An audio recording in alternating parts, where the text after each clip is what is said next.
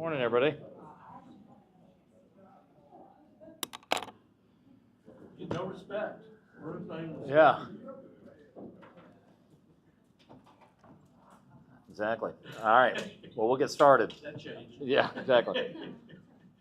All right. Thank you, everybody, for being here. First off, had a good meeting, about 2 hours long, with about 10 of the leadership from ST Engineering, and ultimately said, our goal is confident is aligned, which is that we want jobs and job creation for this community and a return on investment for the taxpayer money. But just in recent weeks, our trust has been shaken, and that's in lots of ways. Not really from a job count accountability standpoint. I think we've come to some clarity. I'll talk about in a second on that. But really, more, I think the recurring theme was communication and community, and that when we have someone, as potentially as large a job creator as ST Engineering is, the expectations that come with that is that you're going to communicate, and that you're going to be part of this community. And I think there was lots of self-awareness in the room, which I appreciate. I don't think this was new news to leadership. And first and foremost, from this point forward, I've relegated being ST's public relations department, and that's something that they're going to do. And so you should expect, when I say you, I mean the media should expect to hear from them in the coming days, to be able to answer the questions you've been posing to me. And so you should, if you haven't already, should be hearing from them. We've asked, and we'll be getting a meeting, as I mentioned, with community stakeholders, the school district, Florida West, the county, and others, about how we all get to where we need to go, which is to maximize the job creation and in the value of this project for our community. We've also asked, we're going to have some third party look and understanding about their operation in terms of recruitment, and we've asked that we have someone come in, and that's not unprecedented in this community. As a matter of fact, I believe that even GE has done the same thing here, which is looking at opportunities for what is ST doing in terms of selection, in terms of finding folks around here, what can be improved, what's going well, and I think ST had an opportunity.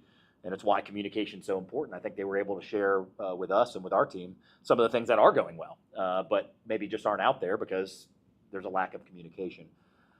So we'll be asking for that. We've asked for a more detailed process of job reporting that's beyond what is required, and they were certainly amicable, and we'll agree with that. Our team and their team are going to figure out exactly what that looks like. There's certain reports that are sent to Florida Commerce. Some of those reports, have personal information in them that would need to be redacted, obviously, with public records. So that's why we're still working through it. But there will be, especially in the short term, some additional information and some backup of how they're calculating these jobs exactly is going to be detailed through this. So, and again, I believe right now they're required to give us a report every quarter.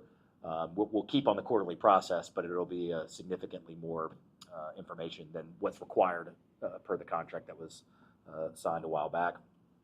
And we're going to look at a third-party audit for jobs and job counts at a quarterly basis. And I would expect that those would, if proceeding positively and we're getting the information we need, I would expect those to become less frequent from a long-term perspective. But again, I opened and closed the meeting with the same thing. What we know is that they want jobs filled. What we know is we want jobs filled. And how we have to do this, and when we say partnership, not just in the word as a cliche, but partnership means investing in our community. Partnership means communicating with our community, whether it's good news and that you're hitting your job targets or it's bad news. And that's I'm up here in front of you, whether it's good news or it's bad news, and that should be the expectation for our taxpayer funds. And as I said, I don't want to say all that as if there was any conflict or I think it was probably the net positive of this meeting is that we all have clarity of expectations and we're all on the same page much more than when we walked in and much more than we have in the years that have preceded this. And so we will continue down the road that I'd mentioned about getting our community stakeholders together to make sure that we're maximizing our return on investment. We will still do that, but right now that's secondary to getting these other things, getting communication, getting community, and getting job reporting increased. Those are our focus right this minute, and then we'll get to when we have a lay of the land there, we'll get to that kind of community stakeholder meeting to make sure that our community's helping them maximize jobs. Happy to take your questions on all of that in a minute. Children's Trust, I am meeting with, there's news, I know the county had mentioned that their decision in terms of the dollars for the Children's Trust. I'm meeting with, again, I've met with two of the principals and two of the teachers at our Title I schools several weeks back. I'm meeting with all four principals of the Title I schools, Holm Elementary, Workman, O.J. Sims, and Global on Friday afternoon. Again, to really just to listen.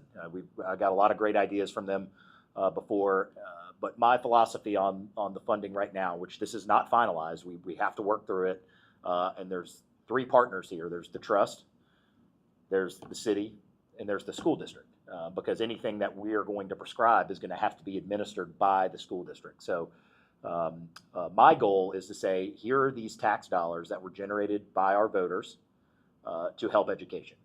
And I don't blame or argue that the county's position, I think, is a fair one to say, well, how we can help educational outcomes is building infrastructure. I agree with that, and I think we could say the same thing. But I look at this within our 39 square miles, I look at this as an opportunity for us to finally, I can't go to a town hall, I can't go to a state of the city address without being asked about what we're doing in education. And you guys have heard me say this so many times. I'm tired of saying that's not our job. And so here's an opportunity in front of us now. Really found dollars in the sense that these were not dollars that have been allocated in the budget. Also, if we take the dollars, they are limited to our CRA districts. They are CRA dollars. That's why they're generated. And so if we take those dollars, yes, we can improve some things in the CRA, but O.J. Sims isn't in a CRA. Workman Middles is not in a CRA. Holm is not in a CRA. So I think there's a better partnership here for us to say, here are these dollars, and that we go to the trust in the school district and say, this is exactly surgically what we want done with these millions of dollars to help educational outcomes within your schools. When you learn things like that, one of the biggest challenges isn't getting notepads and pencils and paper. There's lots of those types of drives, and those are great. But when you talk to the teachers and the principals, they're saying, we don't need more notepads, we don't need more pencils, we need the kids to show up at school. And so what can we do? What can we incentivize? How can we create positive outcomes within our city limits? So that is what I'm looking into. Again, nothing is final yet. And there's lots of partners here. I appreciate, I've met with the superintendent once about this. I think they're encouraged and excited about it. It's more injection of dollars into creating positive outcomes for them. I think the trust is excited, but I think philosophically we're all there. We just got to work out the details of what those dollars will be and what they'll go to. So excited to have this second round of kind of listening to our principals and what they need. And remember, dynamics have changed. The grades have gone up at these schools, and that's a great thing. But also with those grades going up means there's less dollars, actually. There's things that go to schools with lower grades where they actually get additional resources. So even in the last few months, some of the priorities for those schools may have changed based on what the funding is going to look like. So if we're going to do this, I want to do it right, and I want to make sure that here's our opportunity as a city to not say it's not our job, and to say here's how we can invest and create positive outcomes for the youth of our city. So very excited to continue that conversation, and it'll take us a little time to get that all built up into the trust, but that is our general path forward at this point. New Palafox update. We are going to close those comments, I believe. I know we have a meeting on the 17th. Is it the 21st? The Friday the 20th, excuse me. So we will close comments on the new palafox.com Friday the 20th. I know we're well over 100 now comments. I know we're going to have from 4 to 6 on September 17th, we're going to have staff in the Hagler Mason conference room in here to kind of workshop it. We'll have some information on boards, and we can let people, you guys have seen that kind of engagement we've done a lot recently, just to be able to leave some comments, more so than just a form on the website. So we'll give one more opportunity for that. We've let our downtown business owners know that. So September 17th, 4 to 6, we'll have staff here to be able to take kind of that last big chunk of public comment before we start getting into the design process. It's a drop-in style meeting. It's not a forum. It's not a discussion. It's just kind of a come in and give us your feedback, and our pertinent staff will be here to be able to help answer any questions. SS United States, I've been asked a couple times our position on that. Obviously, you guys know, bed tax and the use of that bed tax is not necessarily directly in the city's purview. We have a couple council members on the TDC, but I'm certainly in support of it. I would love to see that type of amenity here. And when you look at the dollars, yes, the dollars are significant. But like Palafox Street, sometimes there's miscommunication or misunderstanding in the city about what can and can't be used with tax dollars. Sometimes, understandable when you don't follow city government and finance closely. Sometimes you hear about a project that costs X million dollars, and then you think, well, why can't you just use it with that? That's probably one of the biggest misperceptions I talk about on many projects. You can't just use tourism development dollars on anything you want. But if this is to create tourism, heads in beds, and bring people here, I think it's a pretty solid return on investment. So it's that project, while it's not really in the city's purview, certainly we would be a beneficiary of it. And I think for the amount of money that we're talking about here and the potential impact of having that right off our coast, I think is a great thing. So I'm certainly in support of and excited to see kind of what happens. Our role, of course, is if that did come to fruition, would be at the Port of Pensacola. I would imagine there would be some work done and the boat would be brought in there, and we are on standby. Lots of details to work through, but certainly everybody involved is aware that the Port of Pensacola is open-minded about what that partnership would be like and ready and at the ready to work with all of the parties if that becomes more serious or comes to fruition. So we're ready at the port to continue those conversations. Storm prep, starting today, about 48 hours of storm prep ahead of us for the outer bands that look like they're going to be getting here on Wednesday.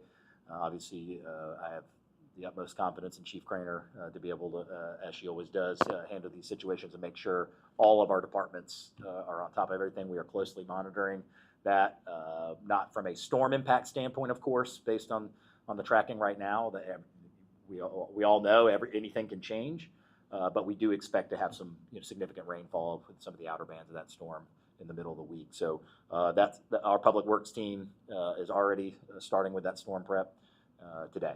And so it'll be about a 2-day process to make sure that we've got storm drains cleaned out, all those types of things to anticipate the rainfall that we might see. Something that came up, and we really just had we've had discussions with VO for months now, I believe, on trying to do something technologically to limit the scooters on sidewalks, especially on Palafox Street, that's so heavy pedestrian used. There were some struggles with that technology recently, but we've actually found out in the last couple of weeks that we've been able to establish a no-ride zone on Palafox on the sidewalks. As you can imagine, when you use GPS and everything else, that's a pretty precise area to say you can ride in the road but not ride on the sidewalk. I think that's part of the challenge. So we have established that now, and we'll see how that goes, and we could look at that for additional streets in downtown. We try to warn everybody every time we talk about it. That's why we went to seated only. I believe Mayor Robinson did that right before I started. I wholeheartedly agree. We've gotten rid of the stand-up scooters, so the seated scooters feel more like you're supposed to be in the road. That still is true. We would like you to be driving these things as you're supposed to be. in the road. So hopefully this technological boost that we've been working with VO on will be positive and make sure that it's functioning. So that we have established that no ride zone from Palafox Street from Garden to Main on the sidewalks. See how it goes. And Does it mean that shuts them down? correct. Okay, so they won't. So once you get on the sidewalk, yeah, sorry, I should clarify. Once you get on the sidewalk, then it wouldn't be operating. So that fingers crossed that works well. And if it does, we'll continue to push that around the rest of downtown. Last thing, two things. It's been a little open for a while, except for some final touches, but PPD North is fully operational. I think the last update I gave you guys was we were still working on key fobs. I mean, just the very, very wits end. So PPD North is fully operational up there at Pensacola State College. We appreciate their partnership, and even having one office up there, the value now, again, that every officer on duty for Pensacola Police Department is within 3 miles of a place that they can get work done. And we haven't been able to ever say that before. So excited that that's fully operational, and everybody, that's a big help in public safety for the north part of our city, that we have that resource there. And I appreciate our IT team. You may not think of that. There's lots of IT that went into being able to upload and download camera footage from a remote location. It's not as easy as just buying a desk and getting a lamp. There's lots to put in up there that is beyond just the office space itself. So really appreciate PPD and IT getting that done. Last thing is we've been informed, this is really on the permitting side, that several companies have been receiving emails seeking planning fees from the city. It's especially concerning because it has specificity for people who are applying for things. So it's not just your normal phishing email that goes to 1 million people. So we are aware of it. So what's happening is someone's taking public action in a meeting. They're getting an email that says you owe the city $10,000 or whatever the case may be. And so it seems a little too accurate. And fortunately, from everybody that we've heard, it doesn't look accurate enough. We have had those contractors, those GCs, call us and made us aware of it. But ultimately, we have someone, a bad actor, going through the agenda and then hoping to capitalize, pretending as if they're the city. So we are aware of it. We're doing everything within our power to stay on top of this, figure out what's going on. But all I simply offer is, if you are doing business with the city, and if it doesn't seem right, it probably isn't right. You can always call us. Call 311, whatever pertinent office or relevant office that you're talking to. If it doesn't seem right, call us. So just wanted to make everybody aware of that and hope that someone isn't victimized by this bad actor. So it gets its details. They're even attempting to send emails that look like they're coming from City of Pensacola at cityofpensacola.com email addresses. So anyway, we're aware, and we're working towards finding solutions and trying to end that threat. So that is everything I've got today, and happy to take your questions. Good morning, Mayor.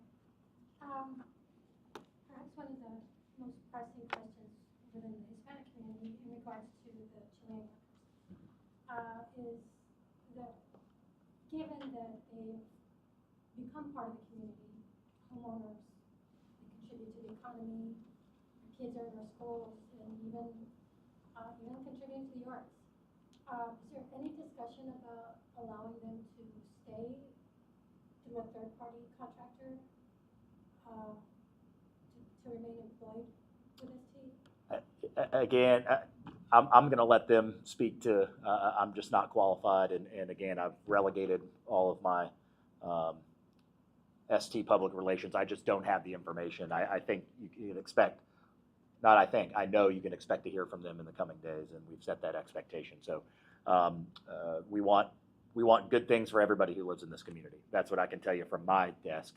But in terms of what ST will or won't do and what their efforts are, I think I would afford the opportunity to let them firsthand explain what they can do, what they can't do, what they are or aren't willing to do, just because I'm not, again, qualified to really speak to that. Mayor, a follow-up to that is, So the expectation is that ST will meet with the media Correct. sometime this week? Well, I don't want to say Okay. exact dates, but I would That's say an expectation. that- That they will meet a clear this week. expectation. Is this PR office going to be local or in DC? I will let them speak to what their office is going to be.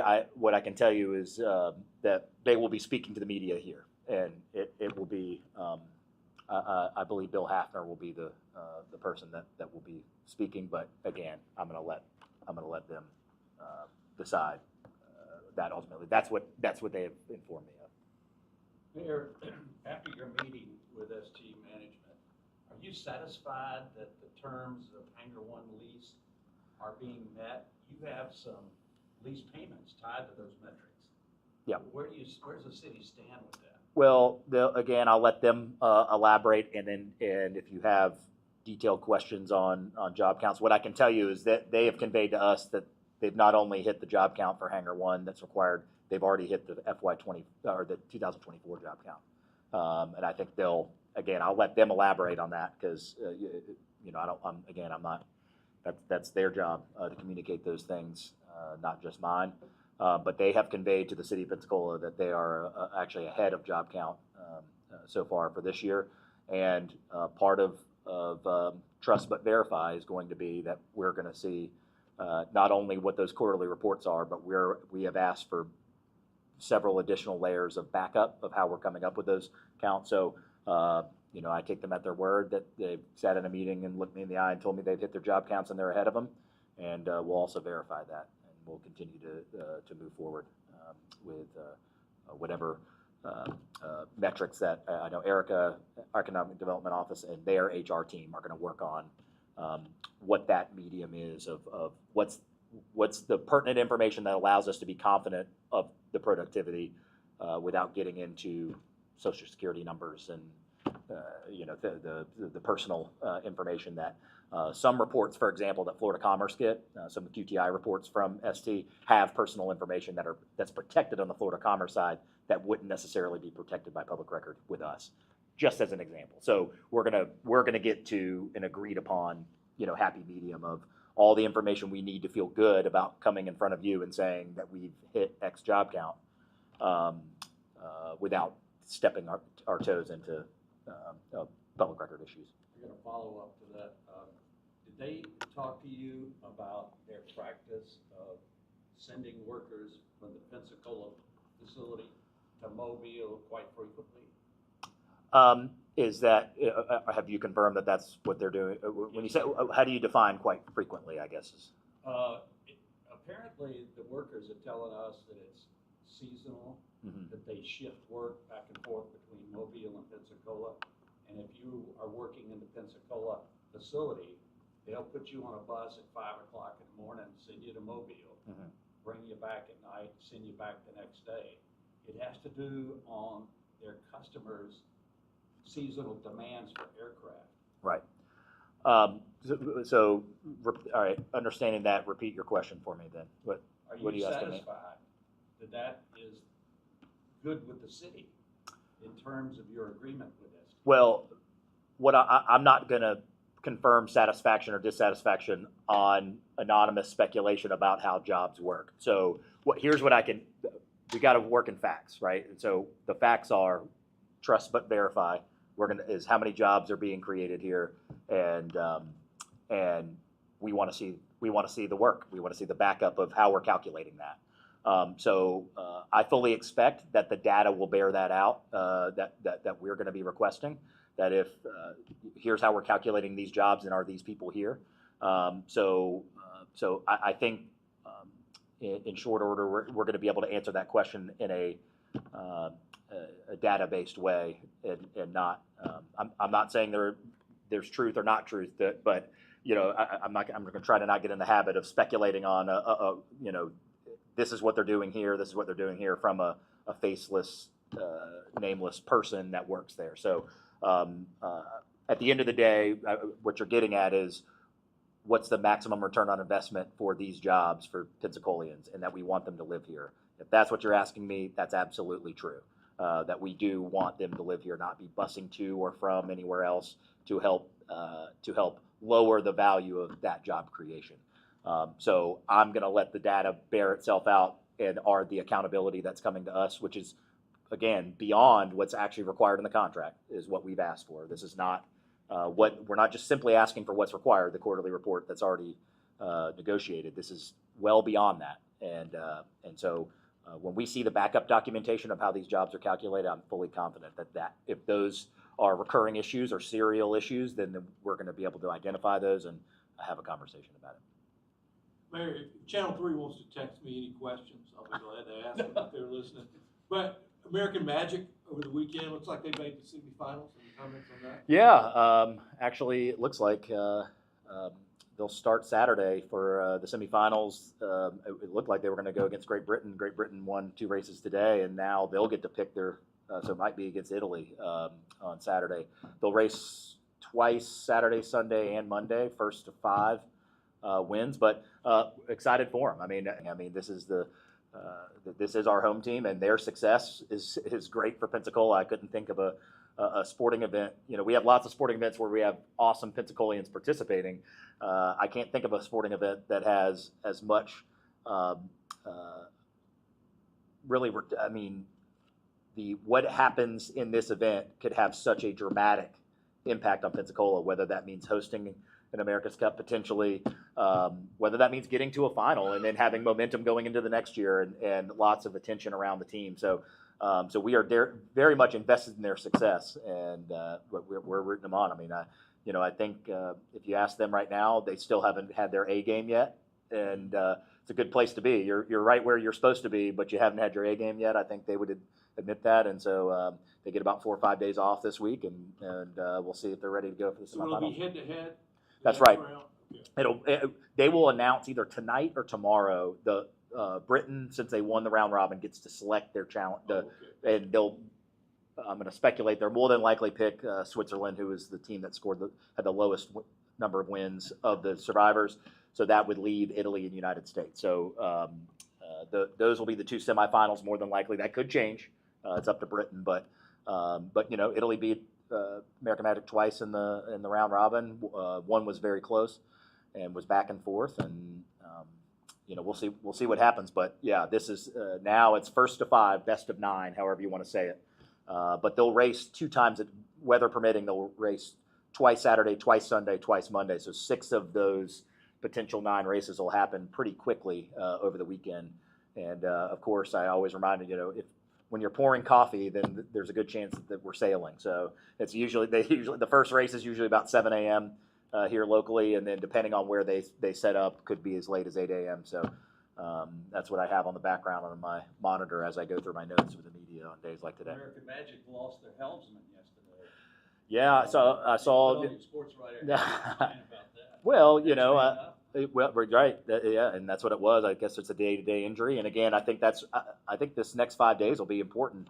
I was able to talk to Tyson, the COO, over the weekend, and as we said, I think if you find yourself, whether you had your A game or your B game, and you find yourself where you were going to be anyway, sometimes that's a good thing in sports, is to say, hey, we were able to push through, even though we weren't sailing our best. And sometimes you get your feet under you at the right time. It's all, this sport, like any sport, is all about timing.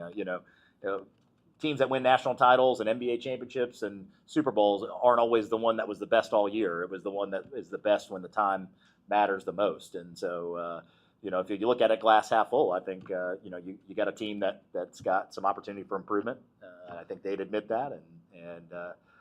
But they're right where they need to be, which is they've gotten through the first round, and if they can turn it on and use these 4 or 5 days, whether bringing someone back from injury or something practicing, I'm sure they'll be out there practicing every single day the next 5 days. That they can get right at the right time. I'm sorry, I have one more question about ST engineering meeting. Was there any discussion about the cause and process of the layoffs? No, you'll have to ask them directly. We're aware of it. We're aware of the lack of. They are aware of the lack of communication and the expectation. But I mean what I say. That I'm going to let the company that's making employment decisions speak. And the issue was they weren't. and now they are. And so, you know, as I said, I think that's their information to share, good news or bad news, and I'll let them speak for their own, you know, hiring practices, hiring decisions, and It's a pretty good lease, $232,000 a year. What about hangars 2, 3, and the property where 4? Are you collecting a lease for those separately? I'll have to look at how the language of those leases and how they stack up. All I'm aware of and what I'm focused on right now is when do the job require, you know, we have obligations the same way ST has obligations to meet certain job requirements because of the funding mechanisms, wherever that funding is coming from, be it the state or Triumph or otherwise. So, so where they're paying lease payments to, I know that lease payments are go to the airport. Ultimately, are they in the same? Are they different? I'm sure we've got that information. I'm not as focused on, you know, when my number one concern becomes only lease payments, you know, then that's a good thing. I've got bigger issues that I'm dealing with right now is making sure that we're hitting our job counts, making sure that we have the backup documentation to know how things are going, and that we have a community partner that is a community partner in every sense of the word. Who's going to do the third-party review? We'll look into that. Obviously, we would have to, you know, find a suitable. Just like a CPA firm? It could be a HR CPA firm too. Depends. You know, again, those are things that we're going to work through. That, and I think that dovetails really well. And you know, they were agreeable to that. I think it dovetails really well with the whole idea about bringing all the community stakeholders together. Right? It's not just the company saying, "Here's how we're looking for people." We're going to have a set of expert eyes, more expert than me, go in, look at exactly how they're recruiting people. And then I think that's going to be very valuable information for us when we do meet as community stakeholders to say, hey, this isn't just what ST's telling us, or this is what their priorities are. We've got someone with no dog in the fight other than to get these jobs filled.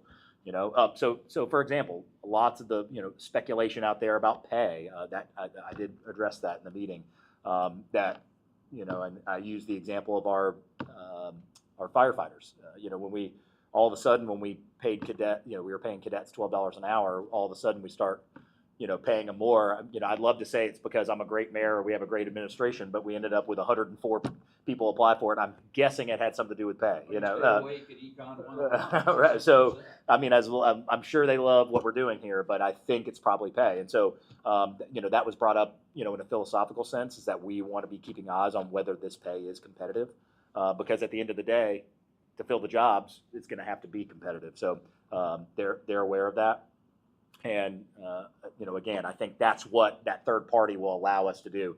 It's not what ST says, or it's not what the mayor says. It's an outside expert that understands these things, does it for a living, that can say, hey, here's what ST's doing really well. You know, here's how they're, you know, they went through a lot of the things they're doing, looking for veteran hires that you know, a lot of that was new information to me, and I use that as kind of a teaching moment to say, hey, here's great things that you're doing, looking for veterans, and they are very, very invested in it. The person who's in charge of that was there in the meeting, and I was very encouraged by and all these efforts.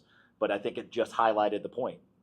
You got to communicate. You got to be part of the community. I mean, here are these great things. It's not just, but when something isn't going well, and that's the only thing you ever hear, then that's a problem for everybody. So anyway, you know, I think, again, they'll be able to share some of the efforts that they have going on, that they're hitting their job numbers, and they'll be able to answer some more, you know, your detailed questions about decisions that they're making, their own workforce, and what makes sense for them.